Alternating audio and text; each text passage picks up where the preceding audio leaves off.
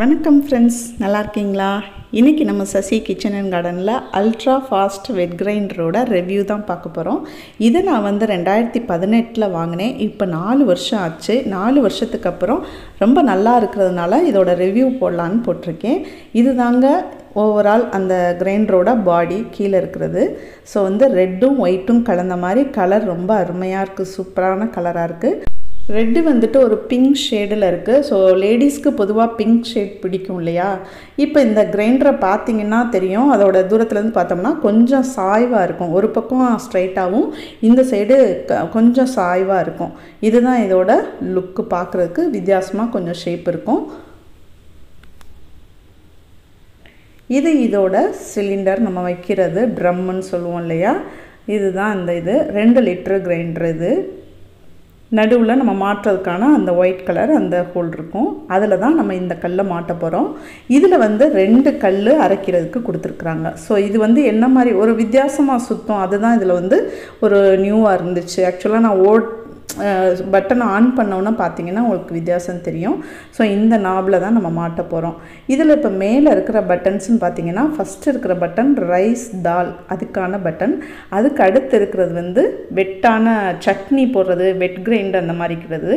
அப் ஆரோ down ஆரோ 2 இருக்கும். அதுக்கப்புறம் power button இருக்கும். டிஸ்பிளேக்கான ஒரு பாக்ஸ் இருக்கும். ஸோ நான் ப்ளே பண்ணி காட்டும் போது உங்களுக்கு இன்னும் நல்லாவே தெரியும். இது கிரைண்டரோட பேக் சைடு. இதில் எந்த மாதிரி அவ்வளோதான் ஸ்ட்ரைட்டாக இருக்குது. கொஞ்சம் ஹோல்ஸ் உள்ள மாதிரி இருக்குது. அவ்வளோதான். நம்ம சோத்தை ஒட்டி வைக்கிறதுக்கு ரொம்ப கரெக்டாக இருக்கும். ஸோ டிஸ்பிளே பாக்ஸ் சொன்னேன் இல்லையா? அதில் பாருங்கள் நம்பர் டிஸ்பிளே ஆகும். அதாவது நம்ம எவ்வளோ டைம் செட் பண்ணுறோமோ அந்த டைம் இதில் டிஸ்பிளே ஆகும். டவுன் ஆரோவை கிளிக் பண்ணோம் அப்படின்னா டைம் டிக்ரீஸ் ஆகிட்டே இருக்கும். ஸோ அப் ஆரோவை கிளிக் பண்ணோம்னா டைம் இன்க்ரீஸ் ஆகிட்டே இருக்கும். ஸோ இதை நம்ம டைம் செட் பண்ணி வச்சுட்டு அதுக்கப்புறம் நம்ம பட்டன் ஆன் பண்ணிக்கலாம். இந்த பவர் பட்டன் லாஸ்ட்டாக வச்சுருக்கேன்ல, இதுதான் ஆஃப் பண்ணுறதுக்கானது. ஸோ நடுவில் ஆன் பண்ணோன்னா பார்த்தீங்கன்னா நடுவில் சுற்றுது பாருங்கள். இதில் தான் நம்ம சிலிண்டர் வச்சுட்டு ஓட விட போகிறோம். ஸோ இதுதான் ஆஃப் பண்ணுற பட்டன். லாஸ்ட்டாக இருக்கிற பட்டன் தான் ஆஃப் பண்ணுற பட்டன்.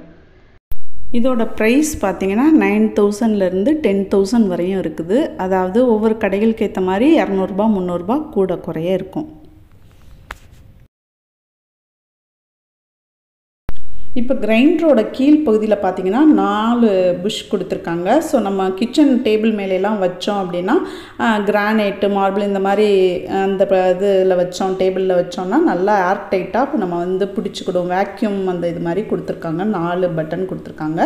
அப்படி மூவ் ஆகாமல் அப்படி இறுக்கமாக பிடிச்சிக்கிறதுக்காக அந்த சிஸ்டம் கொடுத்துருக்காங்க. ஸோ நான் பக்கத்துலேயே இந்த சுவிட்ச் போர்டில் தான் நான் கனெக்ஷன் கொடுத்துருக்குறேன். ஸோ நம்ம ஆன் பண்ணிவிட்டு நம்ம சிலிண்டர் எடுத்து நடுவில் செட் பண்ணிடணும். அதுக்கப்புறம் நம்ம அந்த 2 கல் எடுத்து நம்ம சென்டரில் மாட்டிக்கணும். நான் இன்னொன்று நீங்கள் என்ன தடுமாறுறேன்னு யோசிக்காதீங்க. நான் ஒரு கையில் வீடியோ எடுத்துகிட்டு ஒரு கையிலையே செஞ்சிட்ருக்கனால கொஞ்சம் இங்கிட்டும் மூவ் ஆகுற மாதிரி இருக்குது.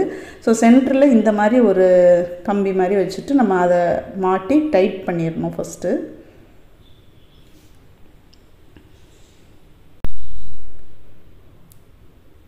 அதுக்கப்புறம் மேலே இந்த 2 சைடும் 2 நாபு கொடுத்துருக்காங்க பாருங்கள். அதில் மாற்றுற மாதிரி இந்த மூடி லிட்டு இருக்குது. ஆக்சுவலாக நல்லா இருக்குது இந்த லிட்டு. நல்லா சூட்டாக, அதாவது நம்ம ஓடிட்டுருக்கும் போதே இப்படி லைட்டாக ஓப்பன் பண்ணி பார்த்துட்டு அப்படியே மூடலாம். அந்த மாதிரி அந்த 2 நாபில் செட் பண்ணுற மாதிரி அது கொடுத்துருக்காங்க.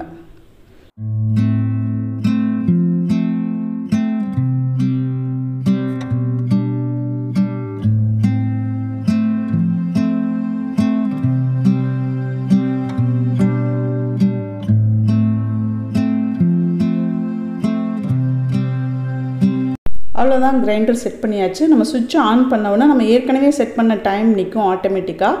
நம்ம அந்த ரைஸ் பட்டனாக ரைஸ் ஆன் பண்ணோன்னா ஓடும் போது பார்த்திங்கன்னா இதில் கல்லும் சுற்றும். அதுதான் உங்களுக்கு வித்தியாசம். இந்த கிரைண்டரில் பார்த்திங்கன்னா எப்போதும் கல் நம்ம ஒரே இடத்துல நின்றுட்டு அப்படியே சுற்றிட்டே இருக்கும். ட்ரம்மு சுற்றிட்டுருக்கோம். பட் இதில் இந்த கல்லும் சுற்றிட்டுருக்கோம் ஆப்போசிட் டைரக்ஷனில். சிலிண்டர் ஒரு சைடு கிளாக் வைஸ் சுற்றுச்சுன்னா இது ஆன்டி கிளாக் வைஸ் அப்படியே சுற்றிட்டு இருக்கோம். ஸோ அதனால தான் இது வந்து ஃபாஸ்ட்டாக கிரைண்ட் பண்ணுது அப்படிங்கிற சிஸ்டம் இதில் வந்து வச்சுருக்காங்க.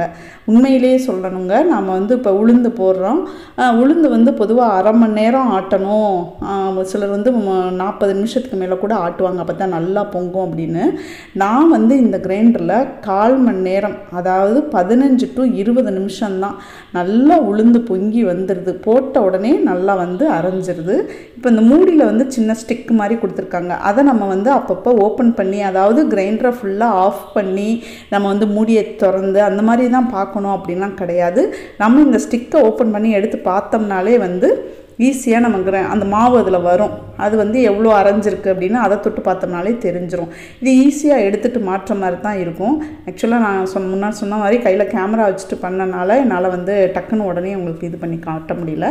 நல்லா வந்து ஈஸியாக ஈஸியாங்கிறத விட வேகமாக கிரைண்ட் பண்ணுறதுக்கு காரணம் வந்து அந்த 2 கல் ஆப்போசிட் டைரெக்ஷனில் அப்படியே சுற்றிட்டே இருக்குது. பாருங்கள், 2 நிமிஷம் தான் இருக்குது, அதுக்குள்ளே உளுந்து ஃபுல்லுமே அரைஞ்சிருச்சு பாருங்கள்.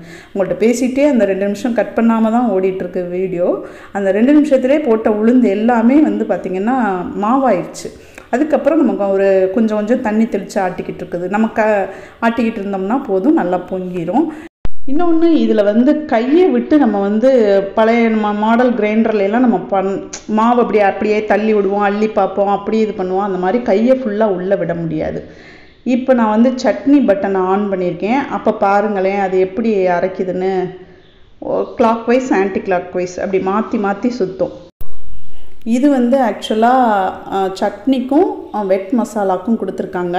நான் இதுவரையும் வெட் மசாலாலாம் போட்டு பார்த்ததில்ல, ஏன்னா நிறைய அளவு தேவைப்பட்டால் தான் நம்ம அந்த மாதிரி போடுவோம். ஸோ இதுவரையும் நான் கிரைண்டரில் மசாலா இதெல்லாம் அரைச்சதில்லை. மற்றபடி இந்த கிரைண்டரில் வந்து நம்ம பலகாரத்துக்கு, அதாவது வடைக்கு, சுவியத்துக்கு, பால் பணியாரத்துக்கு எல்லாத்துக்குமே நான் அதில் வந்து ஆட்டி செஞ்சு பார்த்துருக்கேன். ரொம்ப சூட்டபுளாக இருந்துச்சு, அதாவது அருமையாக இருந்துச்சு. அந்தந்த பலகாரத்துக்கு நம்ம தண்ணி தேவை வேறு மாதிரி இருக்கும். அதாவது வடைக்கெலாம் தண்ணி லைட்டாக தெளிச்சுக்கிட்டே தான் வந்து நம்ம கெட்டியாக தான் ஆட்டணும். அதுக்கெலாம் வந்து இந்த கிரைண்டர் சூப்பராக இருந்துச்சு. அதுக்கப்புறம் தீபாவளிக்கு பலகாரம் செய்கிறதுக்கெலாம் நல்லா யூஸ் பண்ணியிருக்கிறேன். அடக்கி, அப்புறம் தோசை, இட்லி எல்லாத்துக்கும் நல்லா இருந்துச்சு. ஈஸியாக அதை டைம் வந்து ரொம்ப சேவ் ஆகுதுங்க. அதுதான் இதில் உள்ள ஒரு பெரிய அட்வான்டேஜு. இப்போ பார்த்திங்கன்னா 1/4 மணி நேரம் ஆட்டிடுச்சுன்னா அவ்வளோ அழகாக வந்து எப்படி இருக்குது பாருங்கள் உளுந்து. இதுக்கு மேலே கொஞ்சோண்டு தண்ணி தெளித்து ஒரு 5 நிமிஷம் ஓட விட்டோம்னா நல்லா பொங்கி நல்லா வந்துடும். நம்ம லாஸ்ட்டாக எப்போ அமர்த்தினமோ அந்த டைமில் அது வந்து நிற்கும். அந்த டைம் செட் பண்ணியிருக்கிறது வந்து முதல்ல 15 நிமிஷம் ஆன் பண்ணி ஓட விட்டுருப்போம். திடீர்னு ஒரு 8 நிமிஷம் இருக்கும் போதே நம்ம வந்து ஓப்பன் பண்ணி பார்ப்போம் இல்லையா, அப்போ அது 8 நிமிஷத்தில் தான் நிற்கும். ஸோ வந்து முடிஞ்சிட்டாலும் 0 வந்து முடிஞ்சிட்டாலும் திருப்பி 8க்கு வந்து நிற்கும். அதுக்கப்புறம் நம்ம வந்து டைம் கூட்டிக்கலாம், குறைச்சிக்கலாம். அதுக்கப்புறம் இதில் வந்து பார்த்திங்கன்னா அந்த அல்றது போது பார்த்திங்கன்னா நம்ம கிரைண்டரை ஆஃப் பண்ணிவிட்டு அந்த மாதிரி தான் நம்ம கையை விட்டு கொஞ்சம் இது பண்ணி தான் அல்ற மாதிரி இருக்கும். அதாவது அப்படியே கிரைண்டரை அதிலையே செட் பண்ணிவிட்டு நம்ம அல்றது கொஞ்சம் சிரமமாக இருக்கும். அதுக்கு சிலிண்டரை வந்து அப்படியே எடுத்து மாவு சட்டியில் கவுக்கிறது ஈஸியாக இருக்கும். நான் இப்போ உளுந்து வந்து கையில் தான் அப்படியே கிரைண்டரை அப்படியே வச்சுட்டு தான் எடுப்பேன். காட்டுறேன் பாருங்கள் வீடியோவில். அரிசி ஆட்டி கடைசியில் அள்ளும்போது அப்படியே நான் எடுத்துருவேன், சிலிண்டரோடு தூக்கி அதுக்கப்புறம் அப்படியே மாவை கையில் வலிச்சு விட்டுருவேன். இப்போ வந்து 3 நிமிஷம் இருக்கு இல்லையா, 3லேருந்து 2க்கு மாறும்போது ஒரு பீப் சவுண்டு கேட்கும். இப்போ பார்த்தீங்கன்னா 2க்கு மாறிடுச்சு, ஒரு பீப் அப்படின்ட்டு ஒரு சவுண்டு வரும். ஸோ 2 நிமிஷம் தான் இருக்குது அப்படிங்கிறத நம்ம வந்து இது தெரிஞ்சுக்கலாம். அதுக்கப்புறம் 2லேருந்து 1 மாறி 1 முடிகிறதுக்கு ஒரு 30 செகண்ட்ஸ் இருக்கும்போது கண்டினியூஸாக பீப் சவுண்டு வரும். பீப் பீப் பீப்னு ஒரு 30 தடவை வந்துட்டு அதுக்கப்புறம் ஆஃப் ஆகும். ஸோ நம்ம வந்து போட்டுட்டு எங்கே இருந்தாலுமே வந்து நம்மளுக்கு அந்த சவுண்டு மூலமாக நம்ம தெரிஞ்சுக்கலாம். அதாவது முடிய போகுது, ஒரு சவுண்டு வந்தோடனே சரி 2 நிமிஷம் தான் இருக்குது அப்படின்னு, அதுக்கப்புறம் கண்டினியூஸாக சவுண்டு வரும்போது முடிய போகுது அப்படிங்கிற மாதிரி நம்ம தெரிஞ்சுக்கலாம். ஸோ இதில் வந்து அது ஒரு அட்வான்டேஜ் இருக்குது. எனக்கு அது கொஞ்சம் நல்லா யூஸ்ஃபுல்லாக இருக்குதுன்னு நினைக்கிறேன்.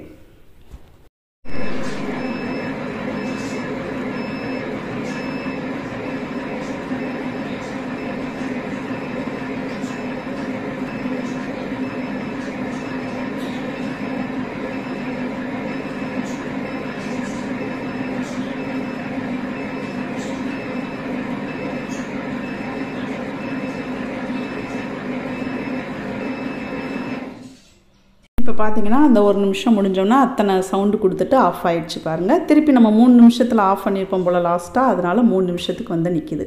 அவ்வளோதாங்க, உளுந்து நல்லா பொங்கிடுச்சு. நம்ம அள்ளுறது வந்து உளுந்து வந்து ஈஸியாக அள்ளிடலாம். பொதுவாக வந்து கையில் அள்ளினோம்னா ரொம்ப வலியாமல் அப்படியே எடுத்துடலாம். ஸோ நான் உளுந்து எப்போதுமே கிரைண்டர் கலட்ட மாட்டேன், அப்படியே தான் எடுத்துருவேன். இந்த மாதிரி எடுத்து பாத்திரத்துக்கு மாற்றிடுவேன்.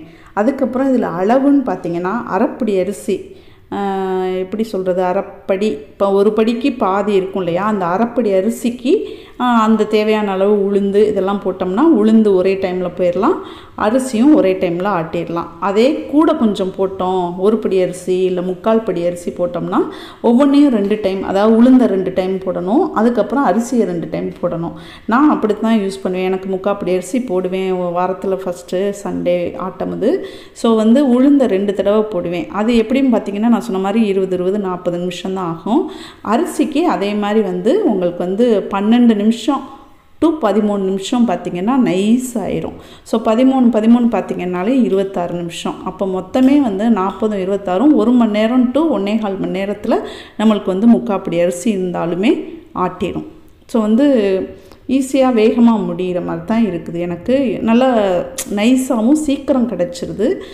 2 டைம் போடுற மாதிரியே தெரியாது, உடனே ஆட்டிடுற மாதிரி இருக்கும். அப்புறம் ஒரு சிலர் டவுட்டு கேட்டாங்க, ஸோ ஹீட் ஆகுதே, மாவு வந்து ஹீட் ஆச்சுன்னா, நம்ம பொதுவாக எல்லா கிரைண்டர்லேயும் தான் ஹீட் ஆச்சுன்னா என்ன பண்ணுறது. நான் இப்போ இந்த தண்ணி வந்து இந்த ஜாரில் வந்து மாவாட்டுறதுக்கு 1 மணி நேரம் 2 மணி நேரத்துக்கு முன்னாடியே பிடிச்சி ஃப்ரிட்ஜில் வச்சுருவேன். ஸோ அந்த சில்லுன்னு இருக்கிற அந்த வாட்டரை யூஸ் பண்ணி நம்ம உளுந்து இப்போ ஆட்டினாலும் சரி, அரிசி ஆட்டும் போதும் ஹீட் ஆகாது. உளுந்து ஆட்டும் போது பார்த்திங்கன்னா இந்த சில் தண்ணியை வந்து நம்ம யூஸ் பண்ணி ஆட்டினோம்னா ரொம்ப நல்லா பொங்கி வரும். இப்போ நம்ம இடையில தண்ணி சேர்க்கணும், நம்ம ஓப்பனே பண்ண வேணாம்னா அந்த லிட்டில் இருக்க அந்த சின்ன அந்த நாபை எடுத்துட்டு அதுக்குள்ளே நம்ம அது வழியாகவே தண்ணி ஊற்றிக்கலாம். அது ஒரு சின்ன அட்வான்டேஜ் இதில் இருக்குது.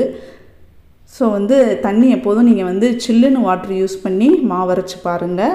இல்லை அப்படின்னா தண்ணி வைக்க மறந்துட்டீங்க அப்படிங்கன்னா ஐஸ் இருக்கும் பார்த்திங்களா, ஐஸ் க்யூப் எடுத்து, ரொம்ப ஹீட் ஆகுது கிரைண்டர் அப்படின்னு நினச்சிங்கன்னா ஐஸ் க்யூப் எடுத்து அதில் 2 போட்டு விட்டிங்கன்னா உடனே சில்லுன்னு ஆகிடும்.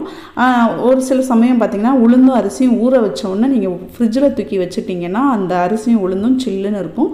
ஸோ மாவு நம்ம கிரைண்டரில் ஆட்டும் போது ஹீட் ஆகாது. இதெல்லாம் வந்து டிப்ஸு. இப்போ நான் அரிசி அள்ளுறேன் பாருங்கள். அரிசி ஈஸியாக இப்படி எடுத்து கவுத்திடலாம், உளுந்தும் இந்த மாதிரி கவுத்தலாம். என்ன ஒவ்வொரு தடவையும் கிரைண்டரை கலட்டிகிட்டு இருக்கணும், அதனால் நான் வந்து உளுந்தை வந்து ஈஸியாக எடுக்க முடியுங்கிறனால அப்படியே எடுத்துடுறது. அரிசியை மட்டும் இந்த மாதிரி நான் கவுத்தி நல்லா வலிச்சு விட்டோம்னா நம்ம ஈஸியாக மாவு எடுக்கிறதுக்கு ஈஸியாக இருக்கும். அப்படியே நம்ம கழுவிடலாம்ல. இதோட அவ்வளோதானே, கிரைண்டர் ஆட்டுறது முடிஞ்சிருச்சுங்கிறனால கிரைண்டரை கலட்டிடலாம். அதுக்கப்புறம் கொஞ்சமாக தண்ணி இந்த மாதிரி விட்டுட்டு சுத்த விட்டோம்னாலே கழுவுன மாதிரி வந்துடும். நம்மளுக்கு மாவு தண்ணி கரைக்கிறதுக்கு எடுப்போம் இல்லையா, அதே மாதிரி பண்ணிக்கிடுவேன். இவ்வளவு தான் நம்ம கையை விட முடியும். அந்த மாவு வந்து கிரைண்டர் ஓடிட்டு இருக்கும்போது கையை ரொம்ப நம்ம உள்ளே விட முடியாது. லைட்டாக அந்த மேலே உள்ள சிலிண்டரில் டச் பண்ணலாம், அதுக்கப்புறம் கல்லை லைட்டாக டச் பண்ணிக்கலாம். இப்போ ஈஸியாக கழுவிடுச்சு பாருங்கள், தண்ணி விட்டவுடனே கழுவிடுச்சு. இப்படியே நம்ம வந்து அந்த கல் ரொம்ப சிம்பிளாக இருக்குங்க. அம்மியில் வந்து உட்காந்து அந்த காலத்தில் நம்ம துவையை அரைக்கும் போது அந்த அம்மி குழவி இருக்கும்ல பெருசு, அதுவே வந்து இப்படி தூக்கி நிம்பாட்டுறதுக்குள்ள நான்லாம் சின்ன ஸ்கூல் படிக்கும் போது பெரிய வெயிட்டாக தெரியும். பட் இப்போ கிரைண்டர் கல்லே வந்து பார்த்திங்கன்னா அந்த குழவி ரொம்ப சிம்பிளாக அந்த பாருங்களேன், கையில் ரொம்ப ஹேண்டியாக இருக்குது. ஈஸியாக கழுவிடலாம். பைப்பில் காட்டினோம்னாலே நம்ம கழுவிடுறது ஈஸியாக க்ளீன் ஆகிடுது. ரொம்ப தேய்ச்சி கழுவ வேண்டிய அவசியம்லாம் இல்லை. 4 இயர்ஸ் ஆயிடுச்சுங்க, ரொம்ப நல்லா இருக்குது. அதாவது நல்லா சுத்தமாக மெயின்டைன் பண்ண முடியுது. பழசாகவே ஆகலை. அந்த கல் இதெல்லாம் வந்து இந்த அப்பப்போ குத்தி விடணும்னு சொல்லுவாங்கள்ல, கல் உளி வச்சு, அதெல்லாம் நான் இதுவரையும் செஞ்சதில்லை. பட் நல்லா மெயின்டைன் ஆகுதுங்க. 4 இயர்ஸ்க்கு அப்புறமும் நல்லா புதுசு மாதிரியே இருக்குது. அந்த ட்ரம்மு கழுவுறதும் ரொம்ப ஈஸியாக இருக்குது. சின்ன ட்ரம்னால நம்ம சிங்க்குள்ளே தூக்கி வச்சு அழகாக வெயிட்லெஸ்ஸாக இருக்குது, ரொம்ப வெயிட்லெஸ்ஸு. அப்படியே கழுவிடலாம். அதுக்கப்புறம் அந்த மூடியும் நம்ம ரிமூவ் பண்ணி அதை கொஞ்சம் நேரம் அப்படியே தேய்ச்சி கழுவிடலாம். அவ்வளோதான், வேலை வந்து ரொம்ப சிம்பிளாக முடிஞ்சிருங்க.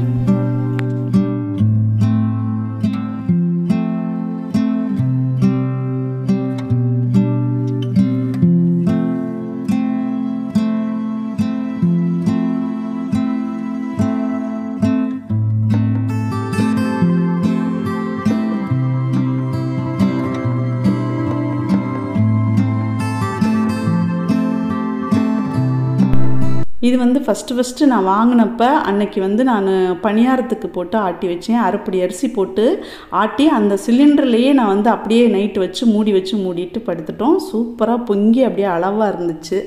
இது நான் இன்றைக்கி இப்போ நான் உங்கள்கிட்ட காட்டின அரிசி உளுந்து அரைச்ச மாவு மறுநாள் எப்படி பொங்கி இட்லிக்கு அவ்வளோ சாஃப்டாக இருக்குது பாருங்கள். இட்லியும் நல்லா வந்து இந்த கிரைண்டரில் நம்ம அரைக்க ஆரம்பிச்சதுலேருந்து ரொம்ப சாஃப்டாக இருக்குது. இட்லி பார்த்திங்கன்னா அவ்வளோ மெதுவாக பஞ்சு மாதிரி வருது. நல்லா பொங்குது உளுந்து, அதுதான் முக்கிய காரணம். சீக்கிரமாக டைம் முடியுது, நல்லா பொங்குது, வேகமாக வேலை முடியுது, இடத்த ரொம்ப அடைக்கலை, நம்மளால் ஈஸியாக ஹேண்டில் பண்ண முடியுது, தூக்கி கழுவுறது இதெல்லாம் ஈஸியாக முடியுது. ஒன்லி திங் கையை உள்ளே விட முடியாது, ஒவ்வொரு டைமும் நம்ம ஆஃப் பண்ணி தான் எடுக்க முடியும். ஓகே ஃப்ரெண்ட்ஸ், இந்த ரிவ்யூ உங்களுக்கு பிடிச்சிருக்கும்னு நினைக்கிறேன். வேறு ஒரு வீடியோவில் அடுத்து சந்திப்போம். தேங்க்யூ.